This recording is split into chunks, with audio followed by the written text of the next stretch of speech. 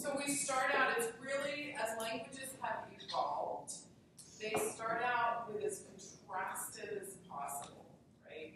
They're going to be as different from each other as possible. And, you know, we'll spend a little time on this next week, so I want to bring it up now, but basically a language makes as much use as possible of the sounds it has, or the sound properties.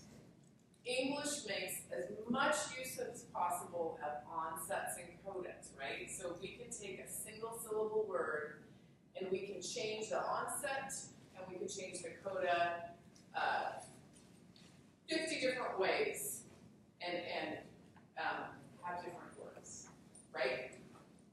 So what do I mean when I say that? Well, probably 100 different ways that we can change onset and coda. What do I mean by that? Can you give me an example? Cecilia. Like you can have bet, yes, bet, and that just by changing like one or the other, you can change it so much, and then you can also change both from that, change it again. And that's keeping the same vowel, but having on set and with it changing. Could everybody hear what Cecilia said? You can take a single vowel like that, and in English you can change that onset to bed, head, ked, dead, bread, split, let's just pretend. You could make it a word like that, and it would be acceptable. So you can change those pieces. So we've made maximal use of that. If a language, if you're going to have just 3 vowels,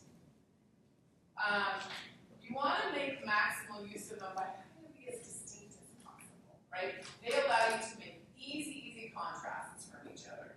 And then that language with 3 vowels is going to make maximal use of something else to contrast words. Might have a ton of consonants, might have a lot of different vowel word shapes. And coming back full circle, I mentioned this early in term, did my dissertation on Quechua, spoken in the Andes of Ecuador, the language of the Incas, or one of the dialects of it. And that language has 3 vowels and doesn't have voiceless consonants, but has words that can be 20 syllables in length, right? They're making use of length. But acoustically, they're also maximizing those vowels by having them be as far apart as possible, so nobody mistakes them from each other. And interestingly, for Quechua, and I've only studied that kind of indigenous language, so I don't know if this applies across languages, but the nucleus of the syllable is the vowel, right? That's where a lot of information is. Not a lot of use of consonants. By having those vowels as acoustically as distinct as possible, I swear, I'm not making this up, I worked in a village at 14,000 feet, and there's like, the village had maybe 4 houses, and most people lived way, like, up steep cliffs all over, these just, like, really far from each other. They could talk to each other across the valley. And if they really could. You'd be standing and at one level, there isn't, like their day-to-day is very routine, so it's not like, did you read the news this morning, but it's, are you going to go take the llamas out, or, so it's a more close set of things, but they're saying things that I could hardly hear and they could understand, and part of, if I were an anthropologist, I'd be studying by having 3 vowels, which have so much sound information and are so distinct, and words are primarily vowels broken up by some stops and nasals, it's easier to understand over distance. So the importance of a 3-vowel language in that system versus where, it's really hard to hear those little distinctions. So that's what that languages have done over time. We also talked about phonemic and non-phonemic diphthongs, and that a lot of what changed, because we're looking at rules for vowels. What changes a lot with vowels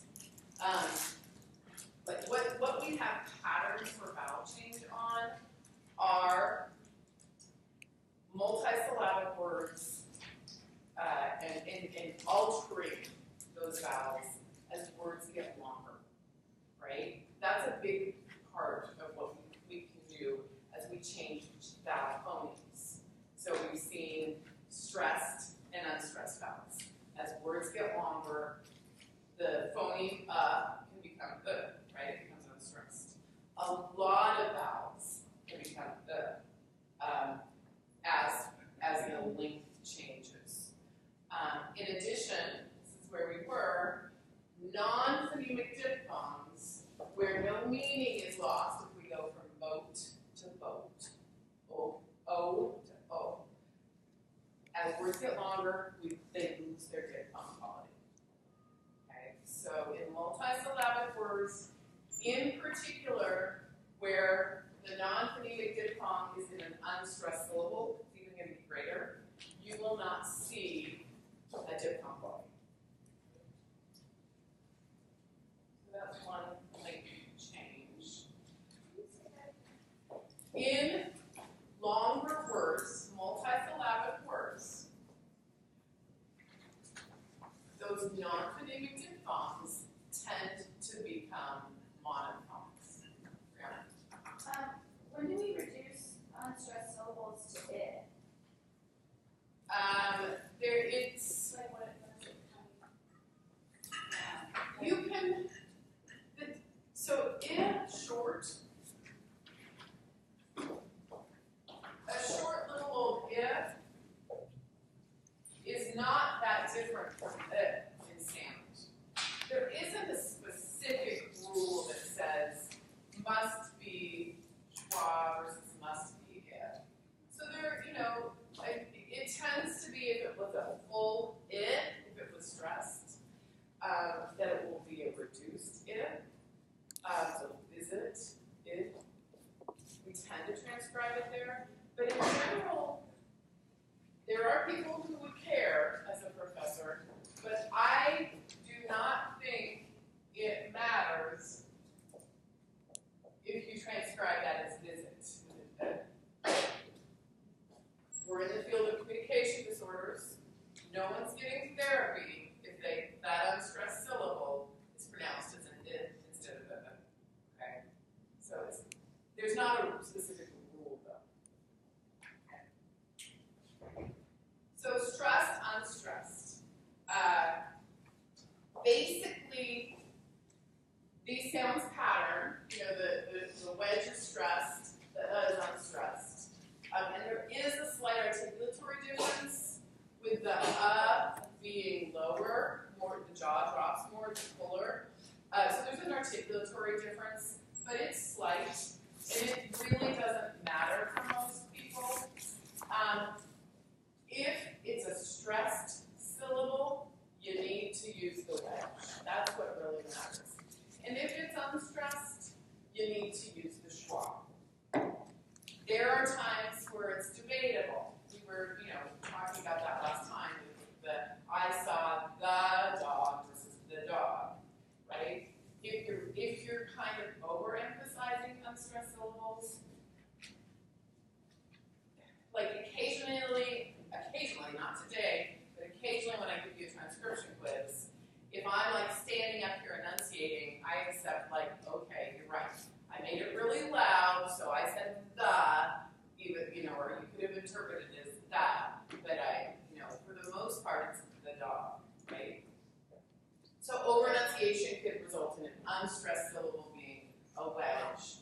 But for the most part, go forward, stressed for unstressed for stressed for rounded, longer, unstressed for in an unstressed syllable, teacher. So, yes, there are slight articulatory differences, but the acoustic differences are huge. Here's a spectrogram of above, right? The length distinction between like the above is drastic. And I encourage you, play with weights or play with props, download them, and look at those things. Pros. so I just want to back up for a second. When you're talking talking about unstressed and stressed syllables, that's not just within words, that's within phrases, right? Yes. So the word the is considered an unstressed word. Can be, unless I said the dog. Okay. The dog is running down the street. Okay, so it depends on how it's said. For the most part, if just go like in that sentence, the dog running down the street. Which words are stressed in there? The dog's running down the street. Dog and street. Dog and street.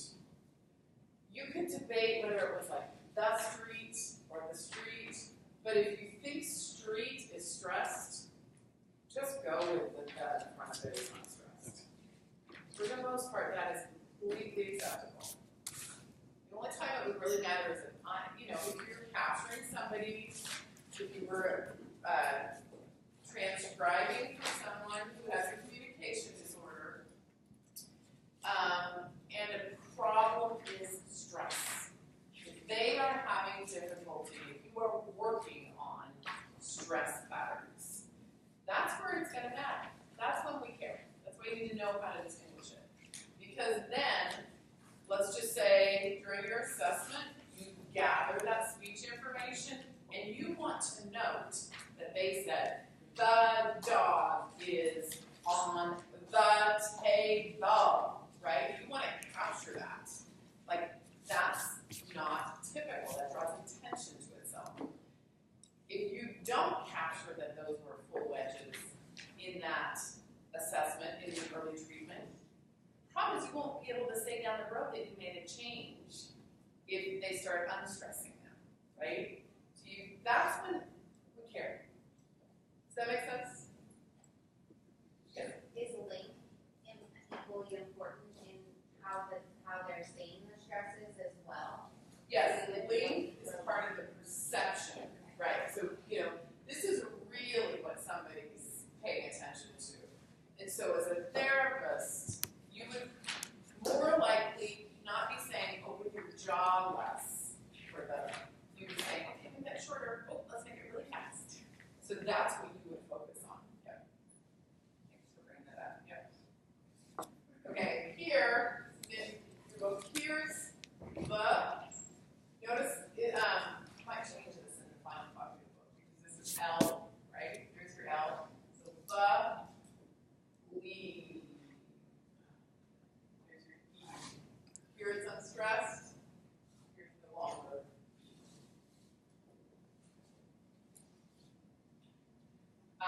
And here we go with the same with unstressed, her, and then we've got the stressed act right here. Link. This is the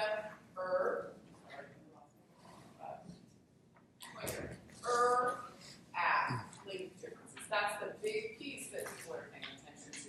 It's how you know if something's stressed or unstressed. And again, butters. Right? Link.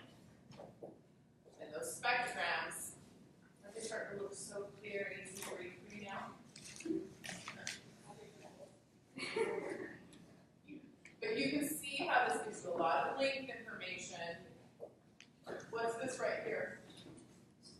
Is it a tap? How do you know this person's in a tap? Like a gap.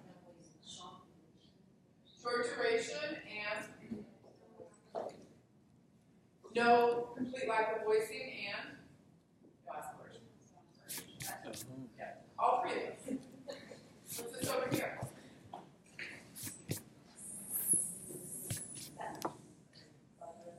Okay, the final fricative. Would you say that's an accurate transcription up there? So that's phonemic. Is it phonetically accurate? Why not? Okay, so it actually wasn't pronounced. Narrow transcription would capture that as an S. Everybody see why? No voicing. The Z has no voice for it. Okay. Yep.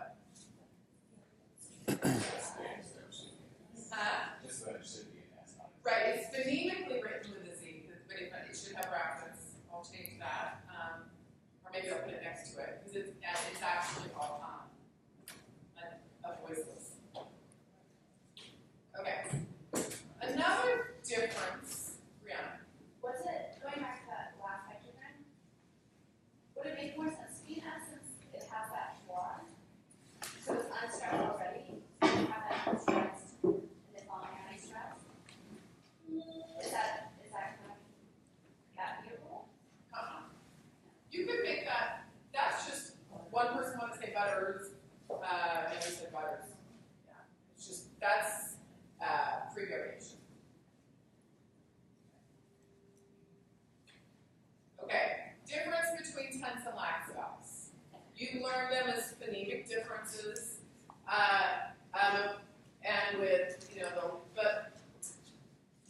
So you've memorized E is a tense vowel, I is its lax counterpart.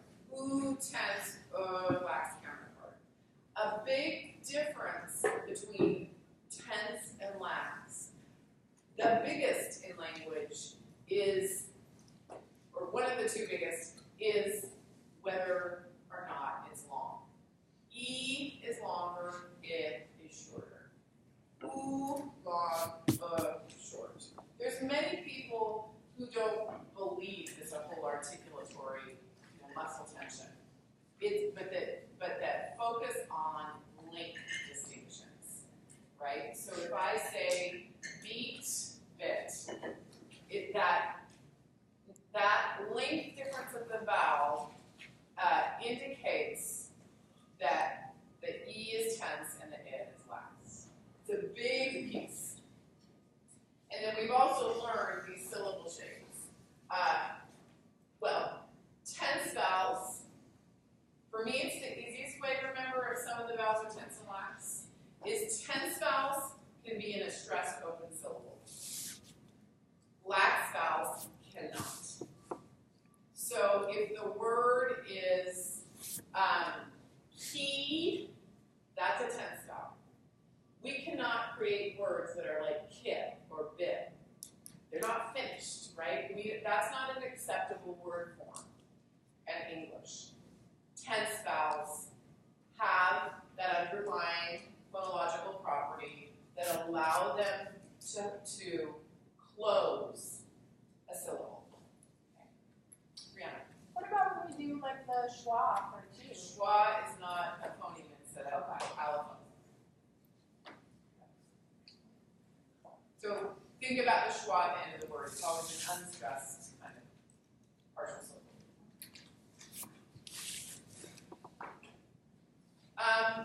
And then just, given these words where we've got this contrast between, where we don't have a contrast between tense and lax, we can only have one phonemic vowel before it, we tend to choose the lax vowel. So, with the NG, we do not have phonemic distinctions in English between king and king, right? Those are allophones. The vowel before that angma cannot have a tense lax distinction. There's no phonemic contrast. Can't do a minimal pair, right? We tend to default to the less extreme production, which is that lax vowel. So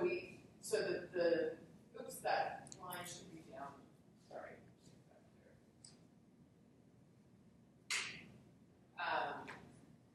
There's separate lines. So in these, it doesn't mean you can't say sing. You can make it with an E, but most of the time we don't. Some of you did when you did your acoustic class. Let's try it. So tend to transcribe with the lax vowel there. And those are the 5 that can be in front of NG. You can't, we don't have words with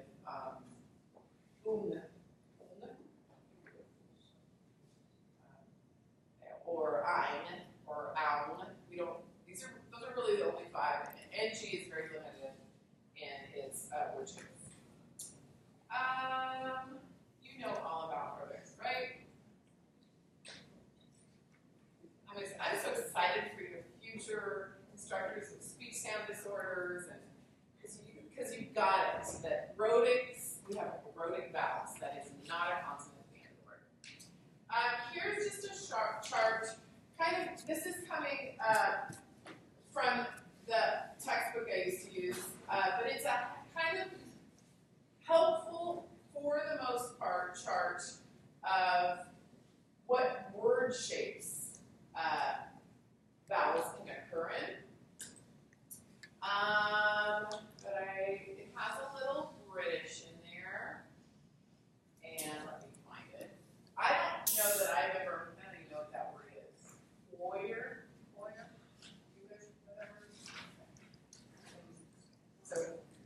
pretty much accept that boy does not come before bird.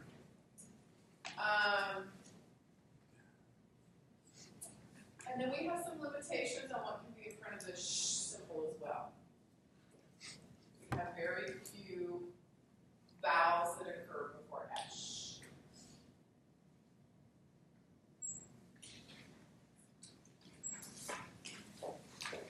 Vowel rounding.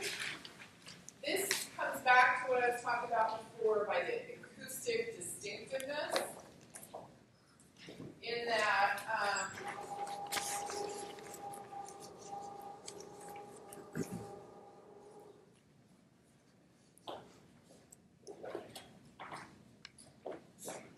if you look at English's vowel chart, right, you've got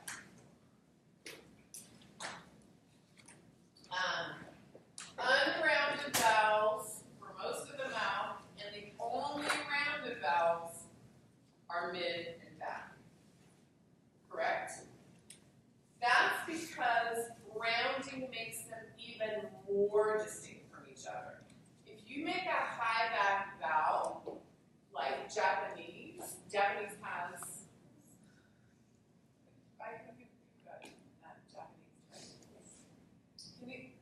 how do you pronounce the back? Yeah, there's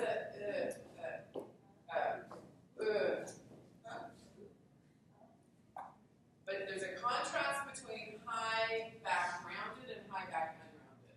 It might not be captured, might be hard to come up with just thinking of words. But so if you think of our high back vowel, ooh, your tongue's up in the back. If I do the same vowel, ooh, that's a high back unrounded vowel. There's like that alphabet, the row of that sound was not Those are all rounded. The back ones were rounded there. But I'll find a word and have you do it next time. But try making ooh. Ooh, you do that, just move your lips. It doesn't, what does it sound like? Does it W. sound as different from these vowels if you get rid of the lip rounding? Kind of feels like it's further forward in the mouth. Rounding pushes those back. Right? Rounding on an acoustic level. It makes them sound more different from each other. If you round front vowels, u, or u, it also sounds like it's a back vowel to us, right? Little kids,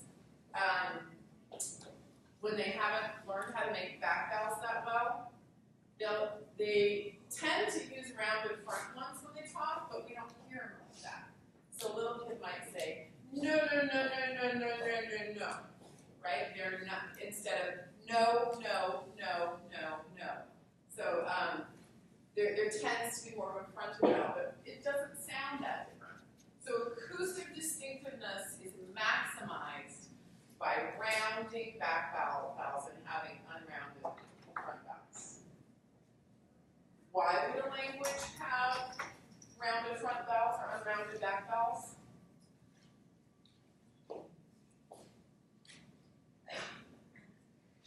It's typically a language that has a lot of vowels.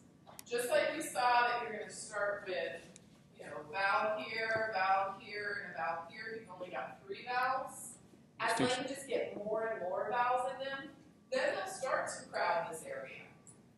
Then you'll see German having and I can't even remember all the syllables right now. But German having tons of vowels up front because it's contrasting between more than just tense and laps.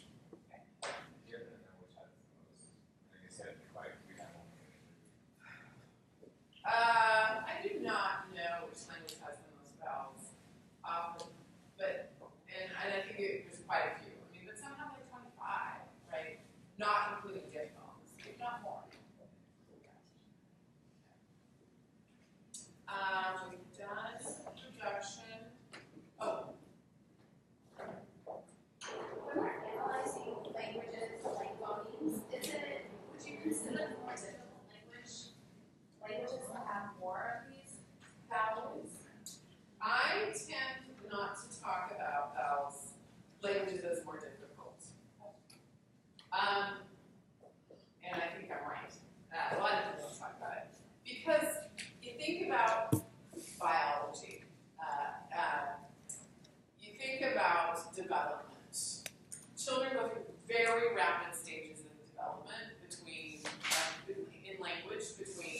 birth and 3 years of age.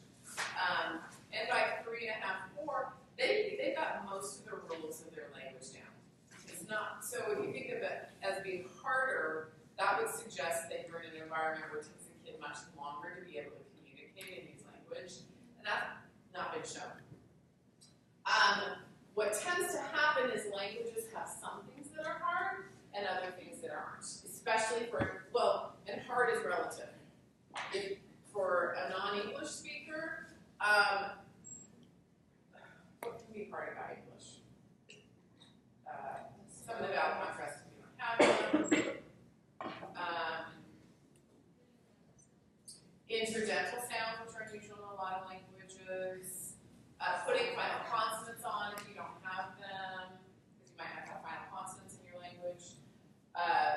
Making clusters, because you didn't have a language that did that. For English speakers, it can be really hard to make new sounds like the trill and the tap in Spanish, the pharyngeal sounds of Arabic, stringing lots and lots of syllables together, because we just learn that. So they're all kind of a balancing act of difficulty. Okay, so here we go. Here's your kind of reduction in, have I shown you this before? Okay.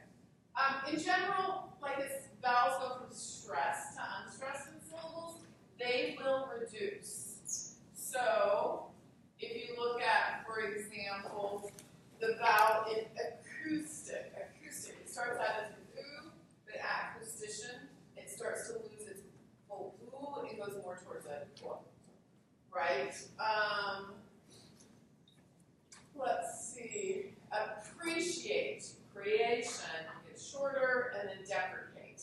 So those are vowels that as an underlying root of the word started out as a full E, but as the word gets longer and the stress reduces, they are less likely to have that full E property. And so this little chart is just kind of showing you the patterns they tend to take as they lose the core stress in a longer word. And I'm sure, okay, whatever it is, you've heard it before, but I used to say everything reduces to the schwa, which it does, actually, in speech. And then I had a few students come with tattoos of the schwa on their body and say, look, you said everything reduces to the schwa. So they took it as a very philosophical life statement. It's not Zen. But it was, they've gone different ways.